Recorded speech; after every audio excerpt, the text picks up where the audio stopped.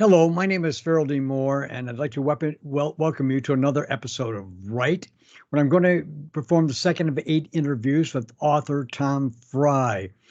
Tom, how is it going today? Hey, it's going good, Rick. I just finished a little writing and I'm charged up and ready to go.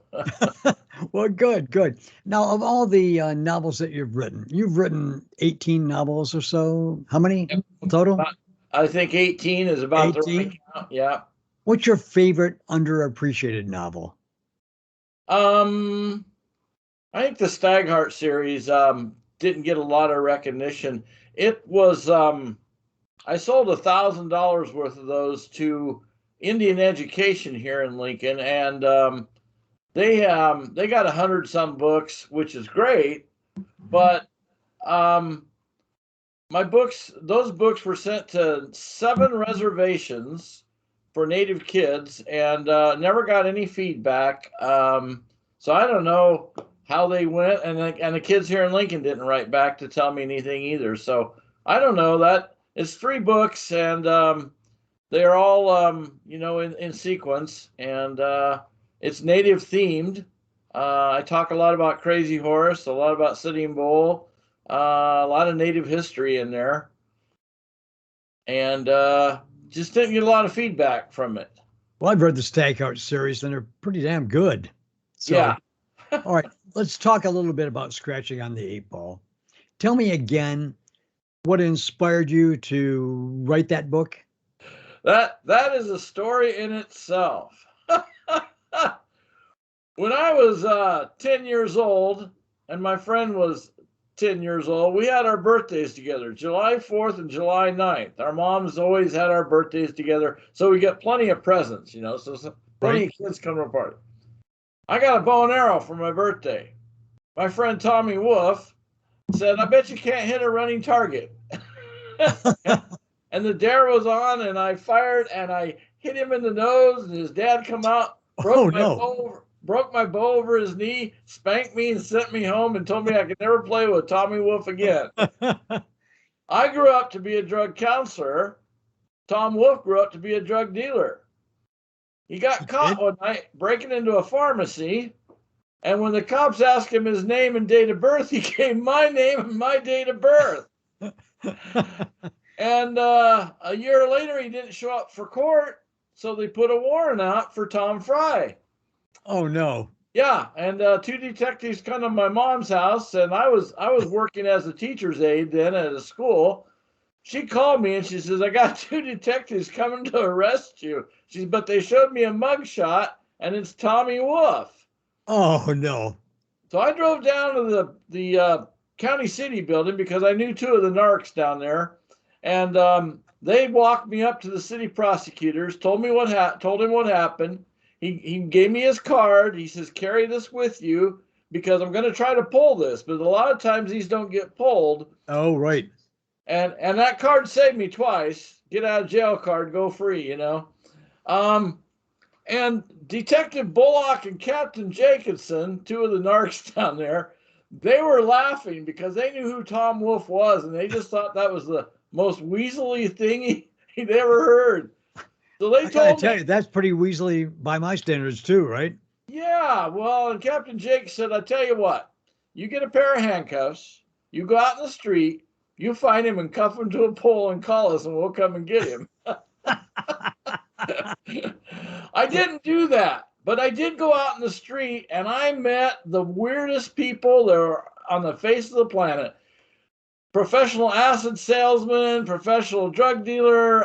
These Wow. people, yeah, and I finally met a guy who was an informant for the state patrol, and his name was John Upoff. And he met with me one night and bought my van from me and told me the whole story about his partner, Patricia Webb, who was shot and murdered. Oh no. Yeah, and it got me really interested because she was shot in the arms and legs 6 hours before they put six in her head and killed her.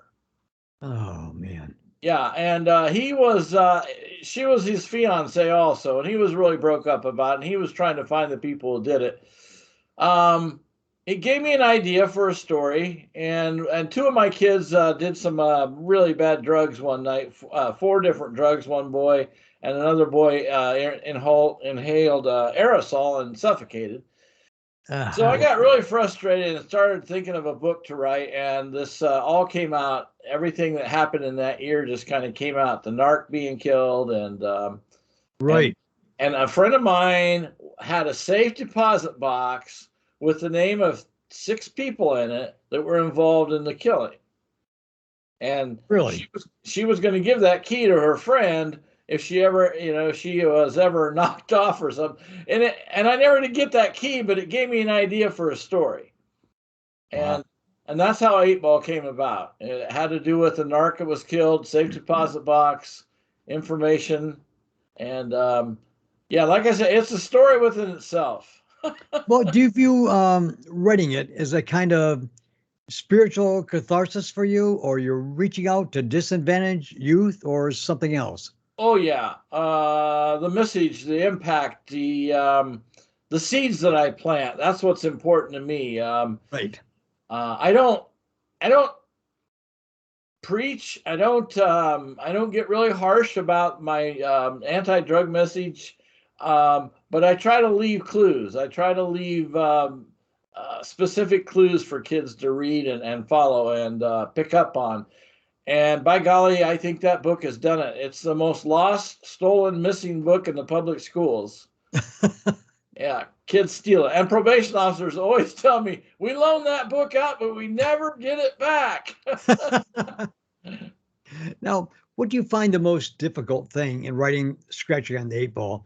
That you wrote characters from the opposite sex in your book? What do you find the Uh, most difficult thing about writing? well, when I write about a member of the opposite sex, I put on my kilt so I can relate to him. Well, that's good. That's good. I've got two stories with female characters as my main character. That's Signals from the Corner, and that's about ADHD. And my other one is Dogs and Diamonds. And I don't have trouble with it. I make them heroic and as kick ass as I can. The reason Uh, I ask you is many authors seem to have a problem with it. I didn't really. I stuck to the basics of action, keeping the action Oh, going. right, right. Not a lot of descriptions, not a lot of thought processing, just basically action. And Not through a lot these, of consideration of emotion, too. You imply it, but you don't describe it, right? yeah, yeah, show and tell. All Yeah. right. What period of your life do you write about most often?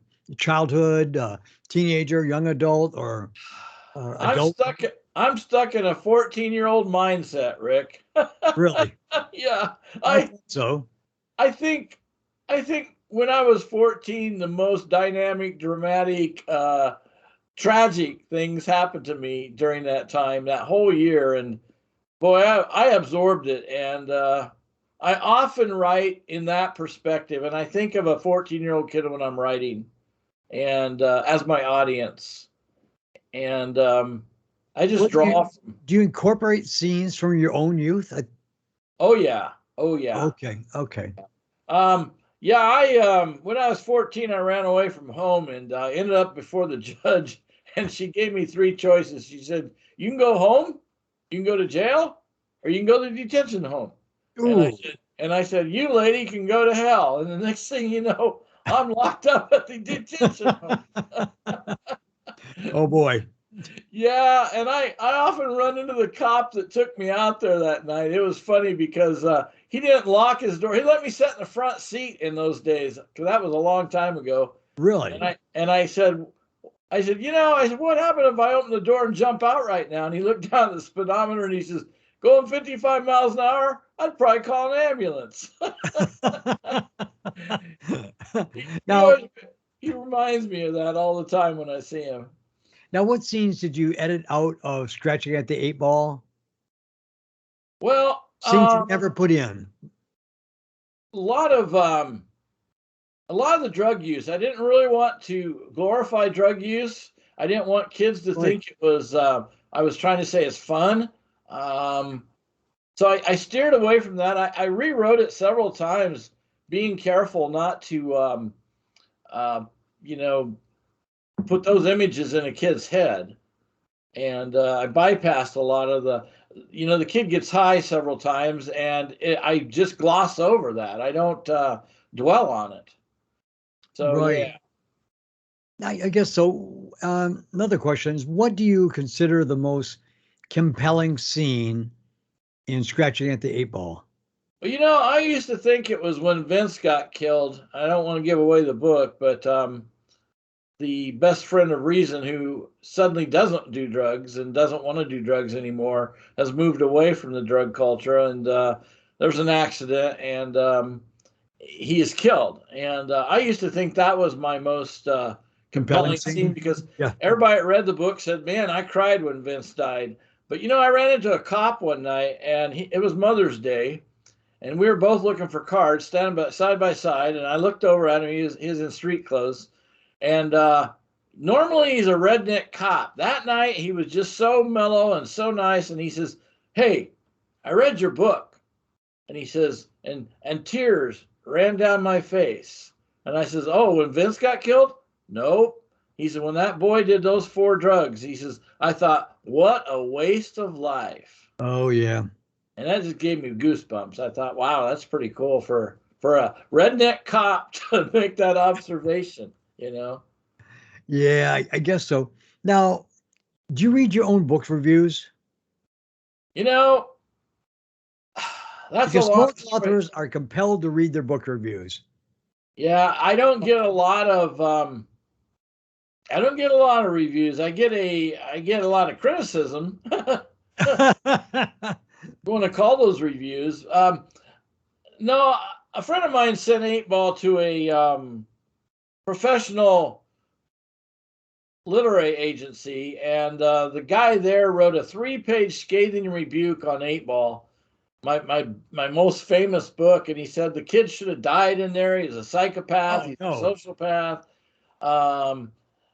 The 5,000 copies you sold, that's the last of your audience. Well, he's a little extreme in his review of your book, huh? Oh yeah, he said throw it in the drawer and don't ever bring it back out. And I thought, wow, if I would have read that before it sold 5,000 copies, I might have never even brought it out.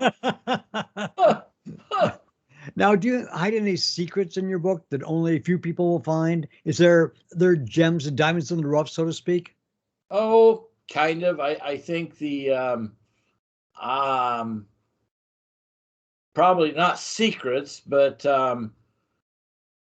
meaningful things to me that you They know. won't they won't get it first read, but they go back and read it later and Yeah, understand. yeah. I ran into a boy one night. He was 18, and he was bipolar, and so he was on medication most of his junior high years. Oh, wow. And he sat down at the park with me one night, and he says, he said, I read your book. And he says, what really stuck out to me? He said it was those falling stars. And I said, falling stars? And I had to, reach back and think, oh, yeah, yeah. They were sitting in the park, and these falling stars, 7 falling stars fell through the sky. And Reason, the main character, said that reminds me of God. And the main character, the character that's talking to him, then says, "Yeah, but you got to remember what happens to falling stars." And Reason says, "What's that?" And he says, "Eventually they burn out." And Oh, and that struck Mike, and he was very moved by that. And he says, "I quit doing drugs after I read that night." And I said, "Well, that's good. really? You Yeah, actually quit doing drugs after you read that? yep, yep." Oh, my. So I That's thought good that was, testimony to your writing skills. yeah, yeah, I thought that was cool. Yeah. Now, what was your hardest scene to write in Scratching at the Eight Ball? Any stand out that were just really, really hard to write? Oh, I don't know. I like action scenes. I used to write just for the action, and Yeah, I know what you mean. I That's used young to, man's trade, right? yeah, yeah. Um, I don't know. There's not really anything that was really difficult. It's just the um, I guess the arguments that the boy has with his older brother about drugs and about his behavior, it's just so real to me because it's words right out of my mouth, you know. It's hard for you to write about. Yeah, his defiance disorder kicks in, and it reminds me of me being back in school Oh boy. and the teachers and the parents and the stuff like that. So I recall those things, and it helps me write. It helps me write those scenes, Right. but they're kind of difficult. Do you ever Google yourself just to ask an odd question? I mean, No, no, you haven't. Not no, I've got never curious in done the that. least. No, I haven't done that. Me either, Uh, but I just thought I'd ask you that, right? yeah, I don't. I don't know. I don't get, like I said, on my website, I don't get any feedback ever. Nobody ever writes to me an email. Right. On Facebook, I do. Um, and I've gotten a couple letters from kids from, Facebook is kind of your main social media outlet, isn't it? yeah, I got 3,500 friends on there. Right. And by golly, they're not afraid to tell me what they think. And sometimes that's good. Sometimes it's good, sometimes it's bad, right? Yeah, because my Irish dander kicks in and I want to go toe to toe with them. And then I think, no, I No. said what I was going to say. I'm going to shut up and, let it go. Final question, Tom. What one thing would you give up to become a better writer, if anything? Oh, probably my good looks.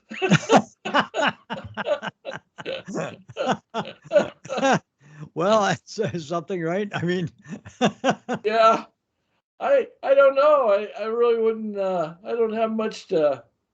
I don't make much money, so couldn't say I'd give up on that. But um, I think I think I got it down. I think that I used to think 100 pages is a lot, but I go to 200 now. That's what I stick with most of my books because my right. audience is sometimes short attention span, and so I write in within a 200 page, and I think if I can't tell a story with those 200 pages, I better go back to the drawing board. Yeah. Well, our next interview, we'll have to discuss that a little bit more, the reader's attention span. But Yeah. today's episode is over. But I'd like to now. Your website is what? www.tomfrye.org. And what are your Facebook? Tom J. Frye. Tom J. Frye. All Yep. right. And And you're published by Whitecap Publications, which is Whitecap Publications. www.whitecappublications.com. Right. All right. Until our next episode, I'll see you, Tom. All right. Thanks, Rick. That was Bye bye. great.